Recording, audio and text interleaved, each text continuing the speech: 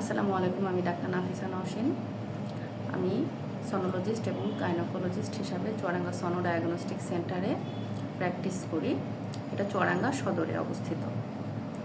গতকাল আমাকে একটি আপু জিজ্ঞাসা করেছিল যে তার প্রিভিয়াসলি 2টা বেবি প্রিম্যাচিউর ডেলিভারি হয়েছে, এখন তার আবারও কি প্রিম্যাচিউর ডেলিভারি হতে পারে এবং এক্ষেত্রে কেন এই প্রিম্যাচিউর ডেলিভারিটা তার হচ্ছে।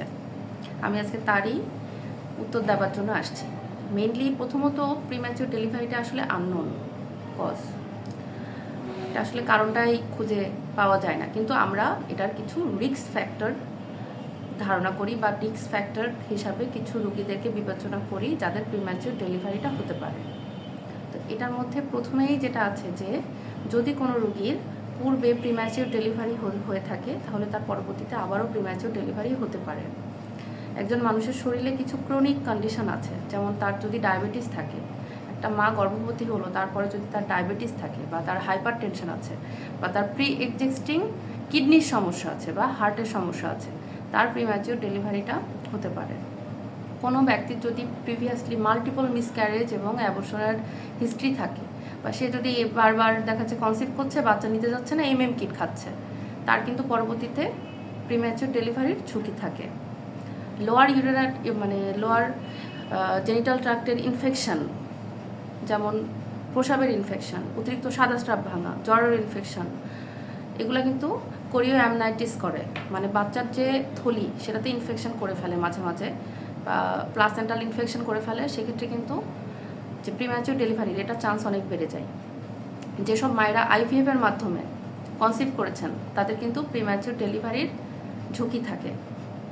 কোনো ব্যক্তি যদি ফিজিক্যাল অ্যাসাল্ট হয় তার উপরে বা মেন্টাল প্রচণ্ড স্ট্রেসে থাকেন তাহলে কিন্তু তার প্রিম্যাচিউর ডেলিভারির ঝুঁকি থাকে। আমাদের ইউটেরাস, সার্ভিক্স এবং প্লাসেন্টাল যদি কোনো কন্ডিশন থাকে, কোনো সমস্যা থাকে, তাহলে কিন্তু প্রিম্যাচিউর ডেলিভারি হতে পারে। যেমন জরায়ুতে যদি তার কোনো ব্যক্তির অনেক টিউমার আছে, টিউমার থাকা সত্ত্বেও সে কনসিভ করেছে, তার কিন্তু প্রিম্যাচিউর ডেলিভারির ঝুঁকি থাকে। সার্ভিক্স অতিরিক্ত শর্ট সার্ভিক্স, তাদের কিন্তু প্রিম্যাচিউর ডেলিভারির ঝুঁকি থাকে। প্লাসেন্টার পিছনে হেমাটোমা ফর্মেশন, অ্যাব্রোপ্সিও প্লাসেন্টা বা প্লাসেন্টা প্রিভিয়া, জরায়ুতে প্লাসেন্টাটা জরায়ুর মুখে বসছে, তার কিন্তু প্রিম্যাচিউর ডেলিভারি হওয়ার চান্স থাকে। কোনো ব্যক্তি অতিরিক্ত ওভারওয়েট এবং অতিরিক্ত আন্ডারওয়েট সে কনসিভ করেছে, তার কিন্তু প্রিম্যাচিউর ডেলিভারির ঝুঁকি থাকে। প্রিম্যাচিউর ডেলিভারি আমরা কিভাবে বুঝবো যে আমার প্রিম্যাচিউর ডেলিভারি শুরু হচ্ছে? যদি 1 ঘন্টায় কোনো ব্যক্তির 4 বার স্ট্রং কন্ট্রাকশন হয় তাহলে কিন্তু তার প্রিম্যাচিউর ডেলিভারি বুঝতে হবে শুরু হয়ে যাচ্ছে। প্রিম্যাচিউর ডেলিভারি শুরু হলে পেটে প্রচণ্ড ব্যথা শুরু হবে, ব্যাক পেন শুরু হবে, তলপেটে প্রচণ্ড ভারী অনুভব হবে এবং পানি ভেঙে যাবে। পানি ভেঙে গেলে আমাদের প্রোস্টাগ্ল্যান্ডিক সিক্রেশন বেড়ে যায় এবং এটা আমাদের ডেলিভারিটাকে ত্বরান্বিত করে বা আমাদের ডেলিভারিটা শুরু হয়ে যায় মেয়েদের। প্রিম্যাচিউর ডেলিভারি হলে বাচ্চার অনেক কন্ডিশন আছে যেটা খারাপের দিকে নিয়ে যায়, কিন্তু এটা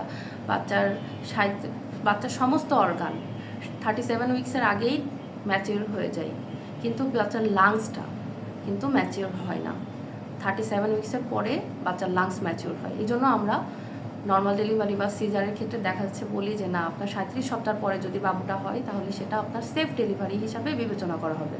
কিন্তু যদি এর আগে হয় তাহলে বাচ্চার শ্বাসকষ্ট হতে পারে, বাচ্চার এনআইসিইউর সাপোর্ট লাগতে পারে এবং বাচ্চাটাই কিন্তু মারাও যেতে পারে। প্রিম্যাচিওর ডেলিভারি হলে গ্রামে বা অন্যান্য জায়গায় হলে কিন্তু বাচ্চাকে নিয়ে আসতে আসতে বাচ্চা অনেক সময় বাঁচে না, বা বাচ্চার সার্কুলেশন হ্যাম্পার হয় বা নিঃশ্বাস নিতে পারে না, যার কারণে ব্রেন ড্যামেজ হয়, অনেক প্রবলেম হতে পারে। এটাই আর কি আমার আজকের প্রশ্নের উত্তর ছিল। আপনাদের যদি কোনো প্রশ্ন থেকে থাকে আমাকে অবশ্যই জিজ্ঞাসা করবেন। আমি আমার যতটুকু জ্ঞান আছে সেই অনুযায়ী আপনাদেরকে অবশ্যই জানানোর চেষ্টা করব। ধন্যবাদ সবাইকে।